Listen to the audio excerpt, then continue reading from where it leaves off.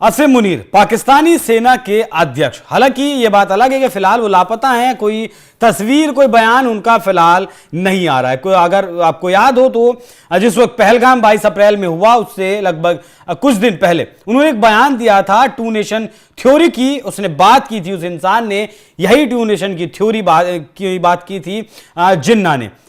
असीम मुनीर ने कहा था कि मुसलमान जो हैं वो हिंदुओं के साथ नहीं रह सकते। हालांकि जब पहलगाम का हमला हुआ उसके 2 दिन बाद फिर ऐसा ही एक बयान दिया था। इस बयान के बहुत सारे मायने थे। पहला मायना तो यह था कि पाकिस्तान में लोगों को एकजुट करने के लिए बयान दिया गया। जिस तरीके से खैबर पख्तूनख्वा अलग होने की बात कर रहा है, बलूचिस्तान अलग होने की बात कर रहा है, गिलगिट बाल्टिस्तान अलग होने की बात कर रहा है, और वहां पर हिंसात्मक जो प्रदर्शन है वो लगातार चल रहे हैं।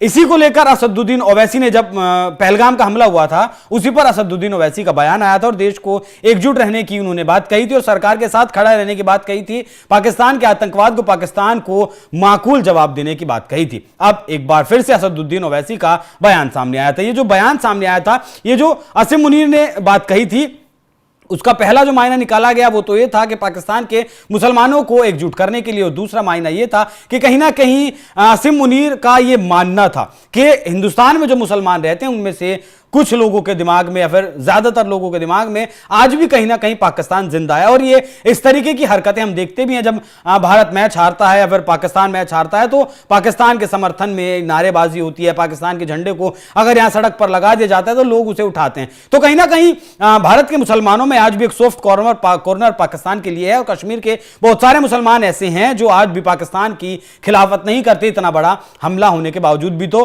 असीम मुनीर को लगा था कि हिंदुस्तान में एक पैनिक होगा, हिंदुस्तान में एक गृह युद्ध जैसी स्थिति होगी और उसका फायदा उसे मिलेगा, असीम मुनीर को मिलेगा, पाकिस्तान को मिलेगा। लेकिन वैसा नहीं हुआ है। एक बार फिर से असदुद्दीन ओवैसी ने, जो मतलब सरकार के पूरी तरीके से खिलाफ रहते हैं, प्रधानमंत्री नरेंद्र मोदी के खुले तौर पर खिलाफत असदुद्दीन ओवैसी करते हैं, उनका जो बयान आया है उसमें उन्होंने कहा है कि इस बार पाकिस्तान को मारना नहीं है बल्कि उसके घर में घुसकर बैठ जाना है। ये उसलिए कहा गया शायद जिस तरीके से शिमला समझौते के दौरान हमने 1971 की जंग में जो 13,000 वर्ग किलोमीटर जमीन पाकिस्तान की हमने ली थी, वो हमने उसे वापस कर दी थी 1972 में जो शिमला समझौता हुआ था। तत्कालीन प्रधानमंत्री इंदिरा गांधी और पाकिस्तान की तरफ से जुल्फिकार अली भुट्टो उसमें बैठे थे। फिलहाल सुनिए असदुद्दीन ओवैसी ने मौजूदा वक्त में क्या कहा है। कि आपकी न्यूज अगर सही है तो बहुत अच्छा है, हमको जाके वहां पे ले लेना चाहिए। मेरे को नहीं मालूम आपके ऊपर, आप बोल रहे खाली करके चले गए, तो खाली करके चले गए तो फिर हम जाके बैठना वहां पे और छोड़ना नहीं।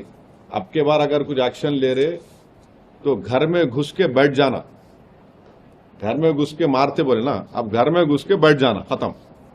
ये होना चाहिए। पीओके ले लेना नहीं, अरे गवर्नमेंट खुद बोल रही।